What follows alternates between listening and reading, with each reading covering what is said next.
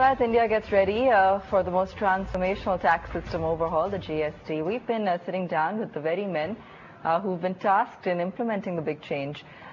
In a BTVI special, we're calling the GST Conclave. Siddharth Ravi spoke with the leaders of the Finance Ministry team that's in charge of the GST, as well as industry experts who need to get used to the new regime as well. He began by asking the CBEC chairman how the transition would begin.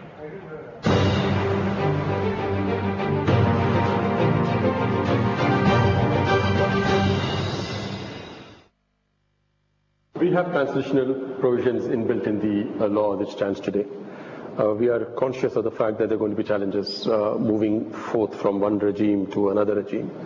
I'm sure the GSTN will be able to cope up with the technical challenges itself of receiving these returns and registration requests in the initial phase.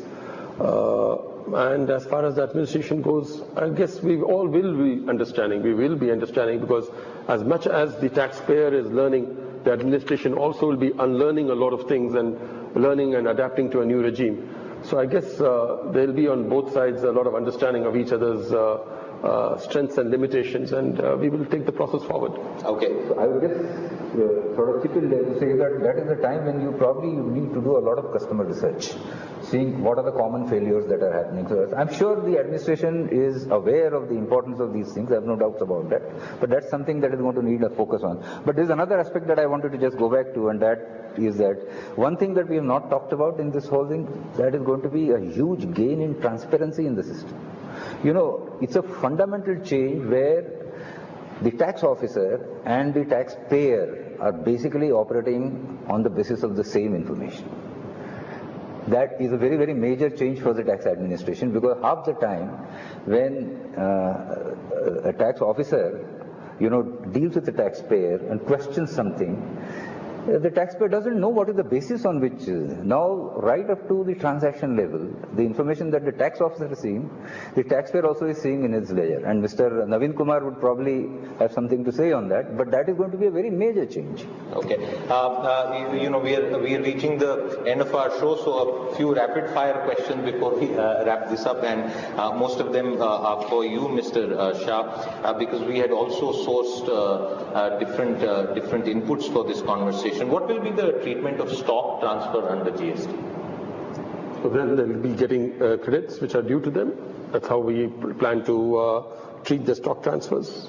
Okay. Another question, which I think was partly addressed, but just to get a pinpoint clarity on this, will concessional sales tax forms, waybills and check posts be abolished under GST? I don't know who wants to answer this. I had already answered that forms will not be there. So therefore there is no need for... There is no need of that. Okay. What will be the future of area-based exemptions? Work in progress till the GST Council comes to a final call on that. Okay. Since you mentioned the GST Council, the final point, as far as the GST Council is concerned, what are the key next steps that are before them? What are the timelines, sir? Well, the timelines, the next meeting is due very shortly, in a couple of days from now. Agenda will have to address a lot of issues, including perhaps the major issue of what sort of slabs of rates should be there. The timeline is hopefully we'll be closing down everything by mid-November and be in position to go before the winter session of Parliament with draft law. Which is the 16th of November when the winter session has just been announced. Can you offer us some insight into what is the current level of the debate as far as the rate specifically is concerned? Work in progress. I really can't comment too much on that. I understand, but I'm going to get Mr. Kanoria to comment about that and Mr. Porande, because that is the final thing. That is where the real rub lies. What is it that would be an acceptable rate to industry? Well, and I'm not only talking about one number. From the industry, basically what we have been representing, and again, as you said, that Mr. Shah said, it's all a surprise what will happen and how the state, the GST Council decides. But basically from the industry, we feel that three kind of rates could be there for certain goods, a rate of maybe around 5% range, one could be around 15 to 16% range, and other could be around 20 to 25% range, depending on items and classification. But one of the key things which from the industry we are recommending strongly is that stamp duties also must get subsumed in the tax. When we are making at one tax, I think that can make a big difference to India. A lot of transactions which happen on cash can come into the system. But is it at all even possible? Because the stamp duty issue has been discussed for many years. I know. One good thing, at least the constitutional amendment has allowed it to happen. So it is now up to the GST Council and the GST law. But it is a strong recommendation from the industry that stamp duties should also get subsumed into the GST. Mr. Pandey, would you like to throw in a final comment on this? No, I think the thing is that there is a case for continuing to argue that some of the excluded sectors need to be brought in. I mean, okay, for whatever reasons, there has not been a consensus on that so far, but that doesn't mean the desirability of that is any doubt. And that applies, coming back to, you also talked about the rates. I think, what the ultimate rate is, nobody knows. But I would only say that it's a proven principle that a moderate rate promotes compliance. And I would only say that the kind of investments that we are making for promoting compliance, I believe that the government can take some risks in terms of setting the rate, because the buoyancy should take care of it. And in this, you cannot take a short-term view. I mean, you should be ready for some difficulties in the beginning, but must always have a long-term view. And perhaps trust the taxpayers. Mr. Shah, the very final question. What is the timeline for the rollout looking like as of now? Very positive.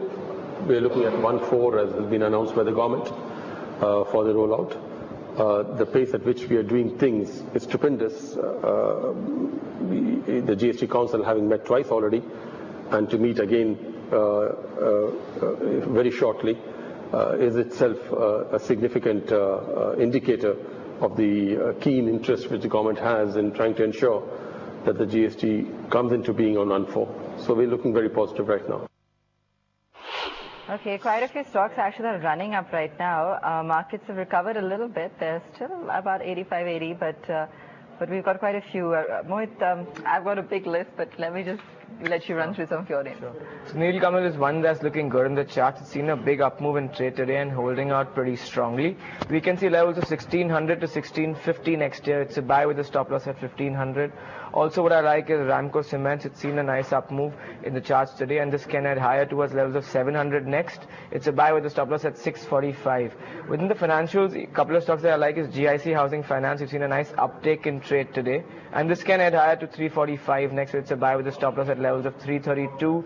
Even Canfin Homes is looking good in charts. This is again a housing finance company, and this can head higher towards levels of 1875 to 1900.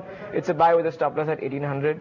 Lastly, within the space, L&T Finance also is looking good, and this can head higher in the coming couple of days towards levels of 100 to 105 actually. So it's a buy with a stop loss at levels of 95.50 for targets of 102 to 105. I think Dewan Housing also is at the day's high right now. We'll just bring that up for you. Tata Global, Tata Coffee, a couple of the other names there that are also at the day's high as we speak.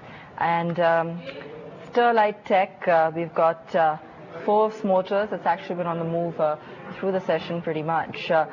Aptech, Andhra Cement, a couple of the other names that are buzzing today. So a lot of the action once again in broader markets. We'll come back and get you more names and some strategies after this very quick break.